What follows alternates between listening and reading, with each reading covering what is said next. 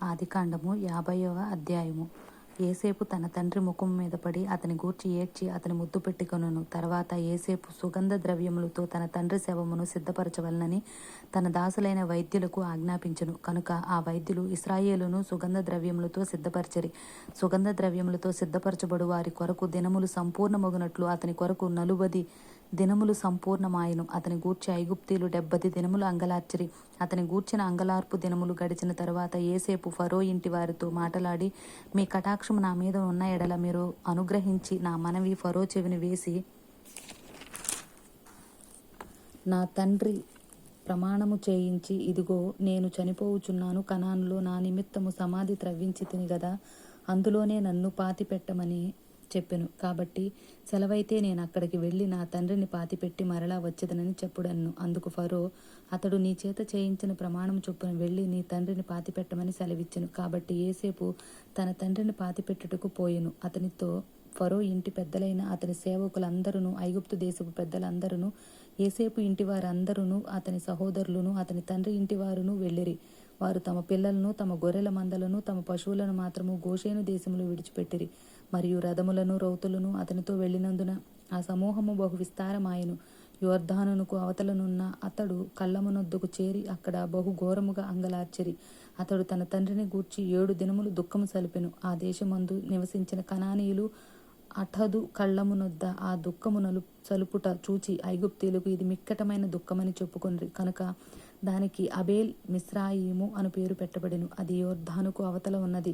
అతని కుమారులు తన విషయమై అతడు వారికి ఆజ్ఞాపించినట్లు చేసిరి. అతని కుమారులు కనాను దేశమునకు అతని శవమును తీసుకుని పోయి మక్పేలా పొలమునందున్న గుహలో పాతిపెట్టిరి. దానిని, ఆ పొలమును అబ్రహాము తనకు శ్మశానము కొరకు స్వాస్థ్యముగా నుండు నిమిత్తము మమ్రే ఎదుట హిత్తీయుడైన ఎఫ్రోను వద్ద కొనెను. ఏసేపు తన తండ్రిని పాతిపెట్టిన తరువాత అతడును, అతని సహోదరులను, అతని తండ్రిని పాతిపెట్ట వెళ్ళిన వారందరూ తిరిగి ఐగుప్తునకు వచ్చిరి. ఏసేపు సహోదరులు తమ తండ్రి మృతి పొందుట చూచి, ఒకవేళ ఏసేపు తన యందు పగపట్టి మతనికి చేసిన కీడంతటి చొప్పున మనకు నిశ్చయముగా కీడు జరిగించుననుకొని ఏసేపునకు ఇలాగు వర్తమానం పంపిరి. నీ తండ్రి తాను చావక మునుపు ఆజ్ఞాపించినదేమనగా, మీరు ఏసేపుతో మీ సహోదరులు నీకు చేసిన కీడు చేసిరి కనుక దయచేసి వారి అపరాధములు, వారి పాపములు క్షమించమని అతనితో చెప్పుడన్ను. కాబట్టి దయచేసి నీ తండ్రి దేవుని దాసుల అపరాధములు క్షమించమన్రి. వారు ఏసేపుతో అలాగు మాట్లాడుచుండగా అతడు ఏడ్చును. మరియు అతని సహోదరులు పోయి అతని ఎదుట సాగిలపడి, ఇదిగో మేము నీకు దాసులమని చెప్పగా ఏసేపు, భయపడకుడి, నేను దేవుని స్థానమందున్నానా? మీరు నాకు కీడు చేయను ఉద్దేశించితిరి, కానీ నేటి దినమున జరుగునట్లు అనగా బహు ప్రజలను బ్రతికించినట్లుగా అది మేలుకే దేవుడు ఉద్దేశించును. కాబట్టి భయపడకుడి, నేను మిమ్మును మీ పిల్లలను పోషించదనని చెప్పి వారిని ఆదరించి వారితో ప్రీతిగా మాట్లాడెను. ఏసేపు అతని తండ్రి కుటుంబం వారును ఐగుప్తులో నివసించిరి. ఏసేపు 110 సంవత్సరములు బ్రతికెను. ఏసేపు ఎఫ్రాయిము యొక్క 3వ తరము పిల్లలను చూచెను.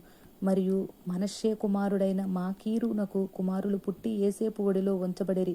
ఏసేపు తన సహోదరులను చూచి, నేను చనిపోవుచున్నాను, దేవుడు నిశ్చయముగా మిమ్మల్ని చూడవచ్చి ఈ దేశంలో నుండి తాను అబ్రహాము, ఇస్సాకు, యాకోబులతో ప్రమాణం చేసి ఇచ్చిన దేశమునకు మిమ్మల్ని తీసుకుని పోవునని చెప్పెను. మరియు ఏసేపు, దేవుడు నిశ్చయముగా మిమ్మల్ని చూడవచ్చును, అప్పుడు మీరు నా ఎముకలను ఇక్కడ నుండి తీసుకుని పోవాలనని చెప్పి ఇశ్రాయేలు కుమారుల చేత ప్రమాణం చేయించుకొనెను. ఏసేపు 110 సంవత్సరముల వాడై మృతి పొందెను. వారు సుగంధ ద్రవ్యములతో అతని శవమును సిద్ధపరిచి ఐగుప్తు దేశమందు ఒక పెట్టెలో ఉంచిరి.